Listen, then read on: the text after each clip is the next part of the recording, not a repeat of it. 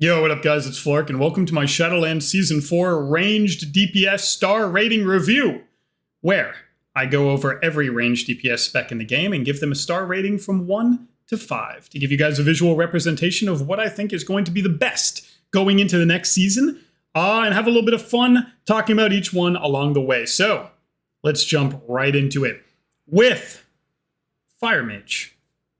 5 stars. I don't see that a little slap on the wrist on Blazing Barrier is going to stop RMP, sub-RMP, from being one of the best comps in the game. I just don't see it. Yes, it does hurt their tankiness, but part of their tankiness is the fact that they reset. They just run. They peel for each other. They have Poly and Ring and DB Sheep and Cheap Shot and Saps and Blinds, and they just peel for each other and cross-CC your entire team. And while Blazing Barrier being less strong is going to be amazing into rock comps who are just going to run them over with sustained pressure. The idea is that if they can reset and then find a target with no trinket and then triple CC your entire team, even a rock comp is susceptible to dying in that burst go. And Fire Mage Sub-Rogue overkilled by so much last season that the higher health pools I do not think are going to be enough to keep this spec down. So maybe this is crazy. Maybe this is finally the time that Sub-Fire RMP is not one of the defining specs in the game, or comps in the game rather, but I'm not buying it. 5 stars. Next, we have Frost Mage. 4 stars, tentatively? You have no idea how to address this spec. It's been nerfed, it's been buffed, it's been nerfed, it's been buffed. They now have a lot more sustain goes, but they lost some Necrolord burst. Are people going to be aligning them the entire time anyway and just rotting them down with like Affliction comps and Unholy DK? It's so hard to put a mark on this spec. It has so much power, but yet it struggles so much to do anything with it. It's still a mage spec, but it doesn't really play like the other mage specs, right? It just kind of turrets like it's a Destro lock, and that's why Frost Mage Destro was so insanely strong last season before they nerfed everything that made it strong. So it's hard to get a read on this spec. I swear it could be 6 stars or it could be 2. I don't know if the meta is going to develop in a way where they're just getting rotted and lined, right? Because if you line a Frost Mage, they do nothing. And if you have a whole set of dots on them from Affliction Shadow Priest, then they do nothing and they're dying. So in that regard, it's like, why are you rating it 4 stars? It seems like it does nothing. But on the other side, it can pellet you with 30k Frostbolts over and over and over, and it can do it for longer now. They took a little bit of the damage away from Deathborn or Necrolord ability, but they put it into other aspects of the spec, making it actually more setup-oriented. Now you could just drop a Frozen Orb on Sub-Rogue's Burst, and maybe that's a lot more, and Ice Lance, spam Ice Lance in that, maybe that's a lot more powerful than Frost Mage Rogue used to be last season. So hard to put a read on this one, seriously. But 4 stars is my safest bet. Next, we have Arcane Mage. 3 stars. I don't buy the hype with this. Maybe this is going to be a silly take. Maybe you could clip me saying that and put it on a highlight reel when it's one of the best specs in the game. But come on, they didn't buff it that much. And again, it has 1 school. 1. So casters, like Ellie Shamans, that spoiler alert, I think is going to be really good this season, just completely shut it out of the game. I mean, 1 school, sheared over and over, sheared. Locked out by a Warlock for 6 seconds. Sheared again. Grounding. Sheared again. I mean, our Shamans might be more prominent now, and our Shamans have shear. You can't have 1 school going into a Restoration Shaman. They actually make it so you do not play any of the game. So, okay, so Arcane got a tiny bit of buffs here for Arcane Missiles and clear casting there, but I'm not buying it. You got 1 school and you get punished by every Shaman in the game. Any Afflock. Even rot damage is rough against them like it is against Frost, and you can just line Arcane just like you can line Frost. I'm not seeing it. I think 3 stars might even be a bit too high, but I'm worried about the highlight reel where they end up being the best spec in the game. 3 stars, Arcane Mage. Flark's not buying it. Next, we have Marksmanship Hunter. 4 stars? This is another really hard one to rate. They have Jungle, but generally you play that with BM.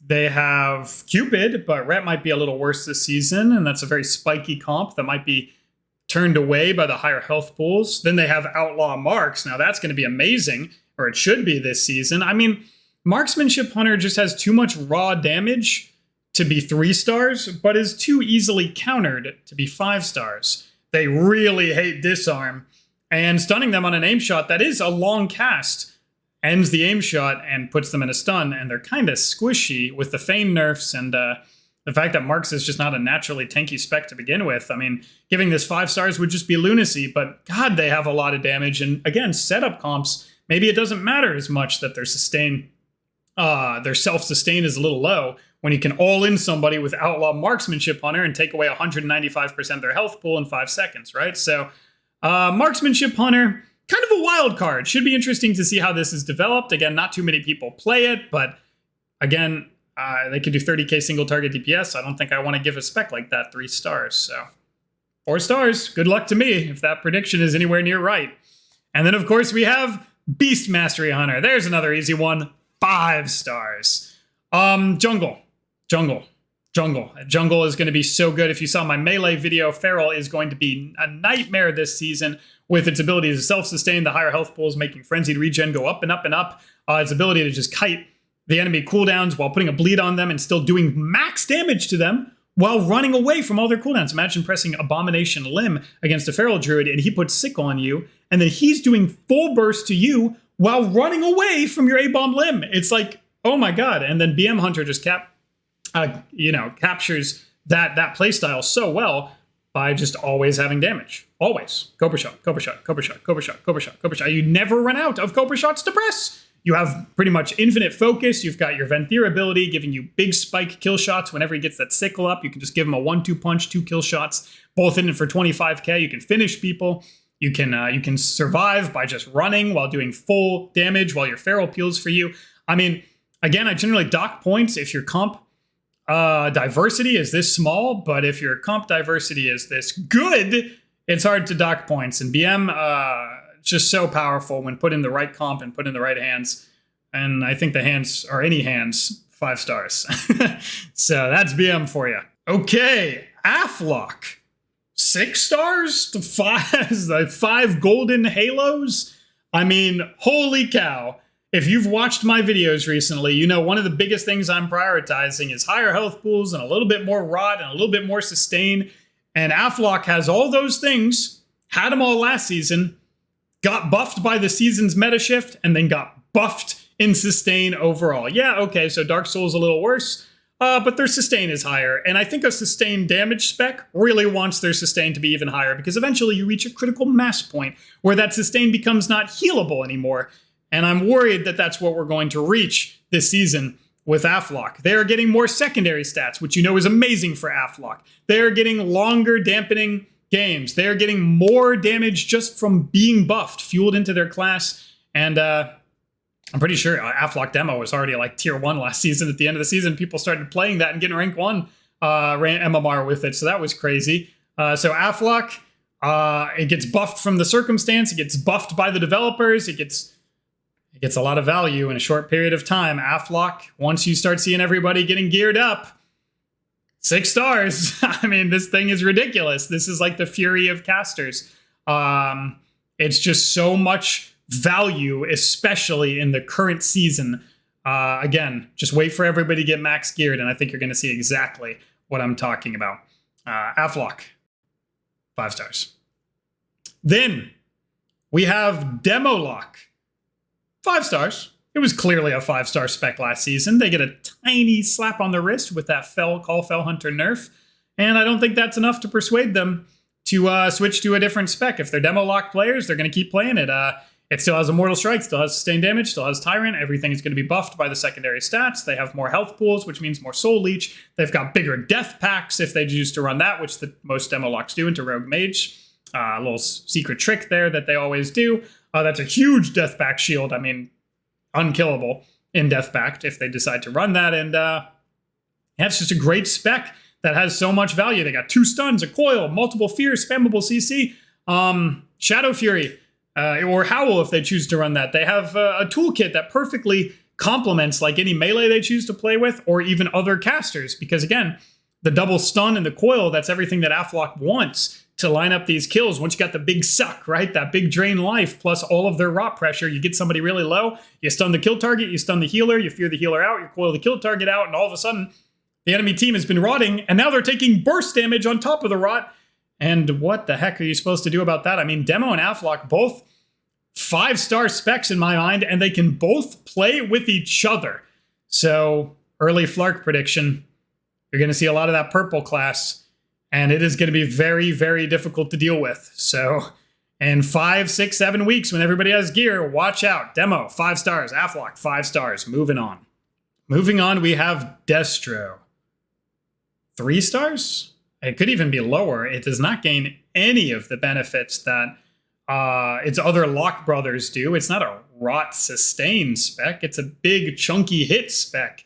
And unfortunately, not only is that a problem because of those higher health pools and sustain blah, blah, blah, I've said it so many times, but also its friends, Demo and Afflock, can lock it out on a Chaos Bolt for 6 seconds while still doing their whole rot toolkit.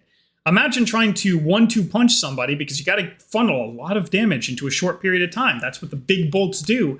And getting kicked and becoming a sitting duck for 6 seconds. Not only are they going to heal to full and be completely fine, you're going to rot to death and be not completely fine. Destro has some of the same problems that Ret Pally or Frost DK or Frost Mage even have, or Marksmanship Hunter even have, where they got that spiky hits, but Destro is more easily countered than any of those, probably besides Frost DK, but you know what I mean. It just gets shut down by getting lined, getting kicked, getting pseudoed. It does not seem like it would do very well into this meta, and it's probably running up a 3-star spec or lower, but I'll go with 3 stars because, bold hits pretty hard. Next, we have Ellie Shaman. 5 fat stars. Holy cow, Ellie should be good. Last season it was good. This season it'll be good. It plays with all those casters I just mentioned. You can add like this cool hybrid rot burst comp with Afflock and Ellie, or Demo and Ellie is going to be just as good, if not better. Or you sustain somebody to low health and then meatball, dead.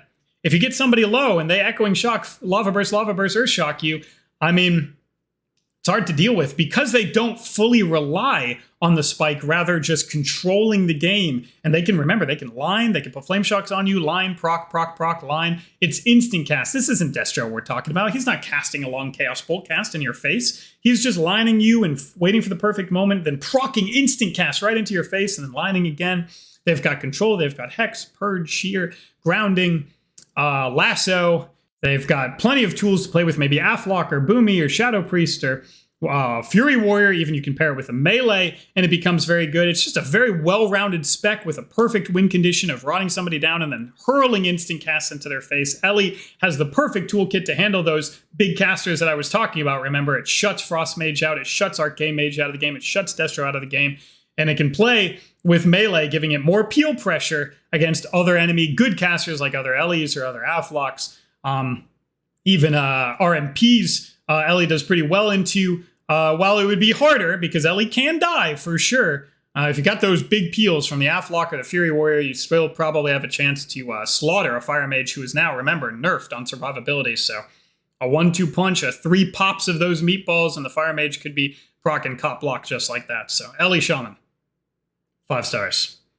And next we have Shadow Priest. 4, 5, 6, 10? How do you rate Shadow Priest? It's been so weird, the whole expansion going from terrible to amazing to terrible to amazing. It does like rock comps and it plays extremely well with Afflock. I was not seen very much last season, but could this be the spec that changes the most aggressively going into season 4? I gotta go out on a limb. 5 stars. I think Shadowplay is going to be amazing, and I think it can play with Ellie. I think it can play with Fury Warrior. I think the rot meta helps it, and I think the higher health pools help it live long enough to see the light of day and keep doing its rot damage. It's got a great toolkit with Fear and Stun Silence and Mind Control. I mean, Stun Silence is such an amazing answer, for offensive answer for so many things that the enemy team can do. Because remember, they want to line and they want to stop your go, but how do you do that when Stun, Silence, and Fear are all instant?